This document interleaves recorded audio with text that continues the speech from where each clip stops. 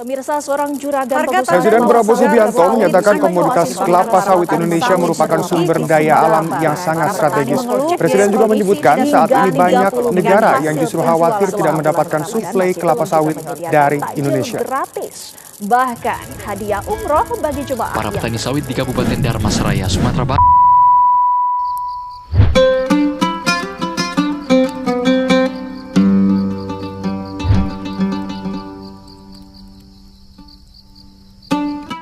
Kelapa sawit, komoditas strategis Indonesia. Lebih dari 47 juta ton diproduksi tiap tahun, menjadikan kita sebagai raja sawit dunia. Minyak sawit tersembunyi di mana-mana, dari minyak goreng, sabun, hingga bahan bakar biodiesel. Tapi, di balik itu semua, ada cerita lain yang belum banyak diketahui.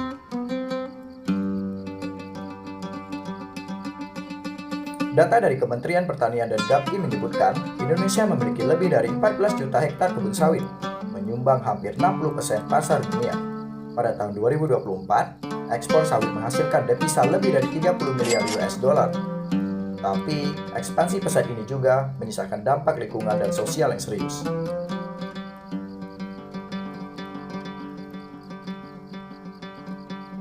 Komoditas kelapa sawit juga menimbulkan konflik yang beragam di masyarakat. Di Kalimantan, konflik sawit menewaskan satu orang warga dalam bentrok dengan aparat. Ledakan tersebut diduga keluar dari senjata gas air mata milik polisi. Dalam peristiwa ini, dilaporkan satu pengunjuk rasa bernama Ginjik tewas akibat luka tembakan di dada. Sementara satu korban lainnya, Upik, kritis dengan luka tembakan di pinggang. Di Papua, masyarakat Awiyu menggugat ekspansi sawit seluas 36.000 hektar yang mengancam hutan adat mereka.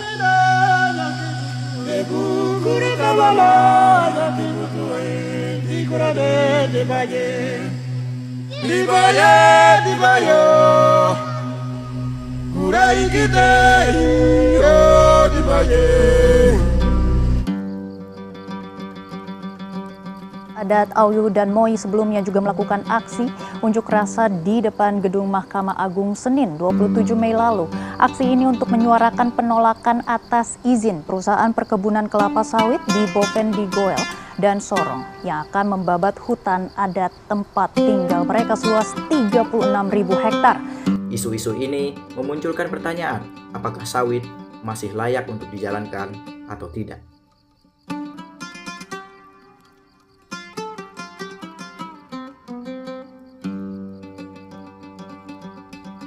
Dalam budidaya kelapa sawit, gulma menjadi musuh utama. Untuk mengendalikannya, petani kerap menggunakan herbisida, zat kimia sintetis seperti glifosat atau paraquat. Setiap batang sawit dalam praktik intensif bisa mengonsumsi hingga 16 liter larutan per hari. Di Bangka Belitung sendiri, provinsi dengan penggunaan herbisida tertinggi di Sumatera. Praktik ini meluas dan membudaya.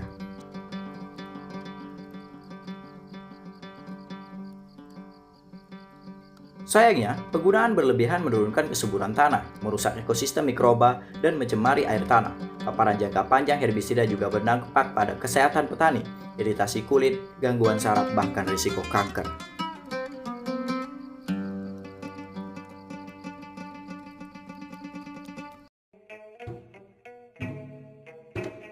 Kami berangkat ke Desa Tugang, Kecamatan Kelapa, Kabupaten Bangka Barat. Desa ini punya sejarah unik, dinamai dari ayam hutan lokal yang disebut Tugang. Desa Tugang terdiri dari 4 dusun, Sungkai, Bujang, Pisang, dan Tugang, dan dibelah oleh sungai yang memisahkannya dari Desa Jebus.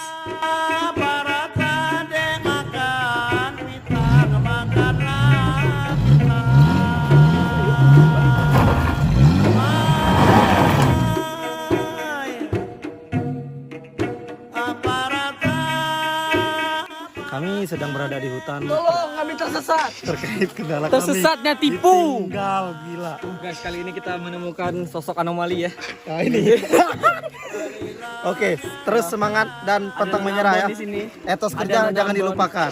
Menambon pica. Mayoritas masyarakat di sini adalah petani sawit, karet, dan hortikultura. Desa ini juga dikelilingi beberapa perusahaan sawit besar, tapi kami datang bukan hanya untuk melihat sawit, kami datang untuk bertemu seorang petani yang bisa dikatakan sebagai contoh petani modern, yaitu Bapak Wali Hamdan. Asli Pangkal Pinang, tenaga ahli Kementerian Desa, pernah bekerja di Belitung. Kini kembali ke desa untuk memperkenalkan teknologi pertanian baru. yaitu teknologi nano. Gimana? Jangan apa ya? Hah? Jangan apa ya, Dada? Ini karena kurang air. Beda kan? Agak manis. Biasanya pahit, bener. Nih, manis. Teknologi nano yang dikembangkan oleh Pak Wali ini termasuk N100, P100, K100, dan Sulfox. Nah, ini 150.000. Ini rata-rata harganya sama. Ini semuanya sama nih, yang botol-botol ini harganya sama. Bisa dipraktek nanti. Sulfox dicampur dengan DGW. Pasti kaget kalian. Pakai batan. Nah, kan? Kaget kan? Allah Akbar. Hah? Pernah lihat pupuk macam nih? Berdasarkan jurnal ilmiah, nanofertilizer adalah partikel mikronutrien N, P, K, Fe, Mn yang terkandung atau dilapisi dalam nanopartikel seperti logam, oksida logam, atau polimer misalnya chitosan. Teknologi nano ini memiliki mekanisme kerja dan manfaat seperti penyerapan efisien, pengendalian pelepasan nutrisi, meningkatkan aktivitas mikrobiom, produktivitas lebih tinggi, dan dosis hemat, ketahanan terhadap stres. Selain NPK Nano, teknologi lain yang digunakan adalah Sulfox. Ini adalah antioksidan cair yang memperkuat daya tahan tanaman. Untuk sawit, kopi, tebu, dan kentang, cukup larutkan 20 ml ke 20 liter air dan semprotkan tiap 7 hari. Cara ini membantu melawan penyakit akibat bakteri, jamur, dan virus. Liter kalau sekali itu apa? Liter setengah. Sebatang sawit. Batang sawit. Jadi satu drum itu untuk 130 batang atau sehektar.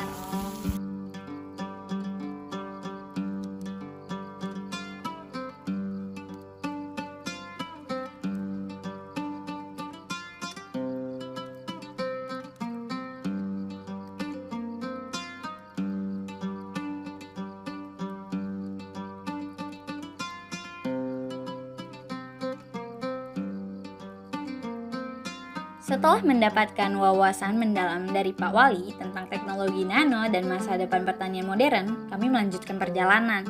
Kami menuju rumah salah satu penyuluh pertanian di Desa Kacung yang berada di Kecamatan Kelapa, Kabupaten Bangka Barat, Kepulauan Bangka Belitung.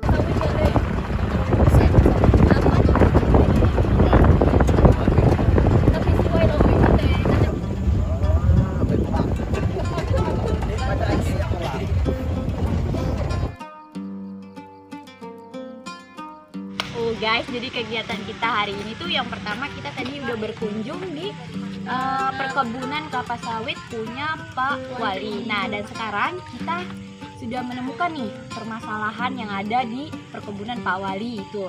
Nah, sekarang kita akan mewawancarai penyuluh pertanian yaitu Bapak Ical terkait bagaimana sih solusi penyuluh untuk permasalahan tersebut. Stay tune ya guys ya. Kami menemui Bapak Ical, seorang penyuluh pertanian di sana. Kami melakukan sharing informasi dan tanya jawab seputar komoditi pertanian, terutama kelapa sawit. Pak Ical menjelaskan bahwa penyuluh pertanian memiliki peran penting dalam menjembatani pengetahuan antara petani tradisional dan teknologi baru. Beliau mengatakan bahwa menjadi penyuluh itu bukan cuma tentang ilmu, tapi juga bagaimana mendampingi petani, meyakinkan mereka, membangun kepercayaan, dan menjaga semangat. Apalagi banyak petani yang sudah bertahun-tahun hanya mengetahui metode konvensional. Pak Ical juga menjelaskan bahwa teknologi nano yang dibawa oleh Pak Wali ini kemungkinan sulit diterapkan karena mindset petani yang masih sulit menerima teknologi baru. Maka dari itu peran penyuluh diperlukan sebagai penyampai informasi yang jelas bagi petani. Desa jadi program. Jadi ketika sudah ada program, disitulah yang fungsi penyuluh sebagai untuk membuat program pelatihan untuk meningkatkan SDM. Setelah pelatihan ada demonstrasi, ada evaluasi.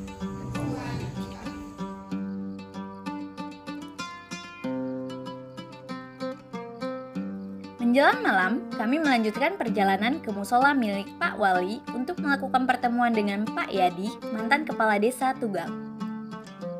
Guys, jadi malam ini kita lanjut lagi.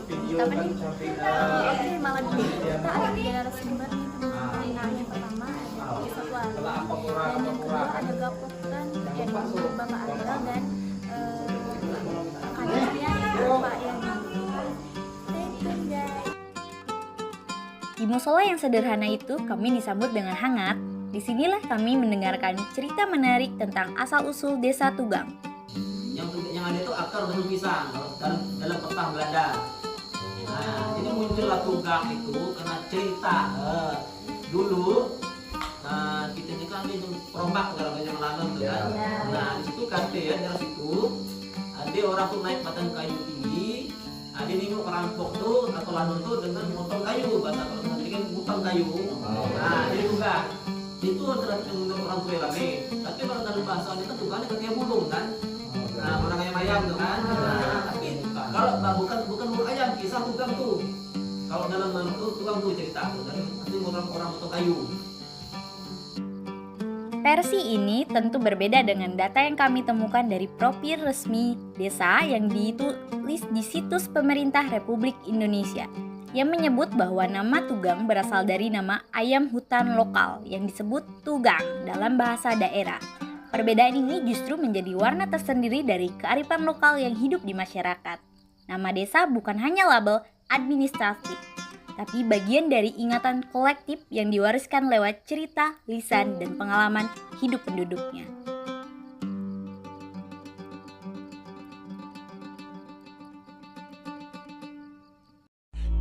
Kasih aba-aba kalau udah siap. Ku coba melihat tapi masih gelap. Kamu paling bright, kamu pala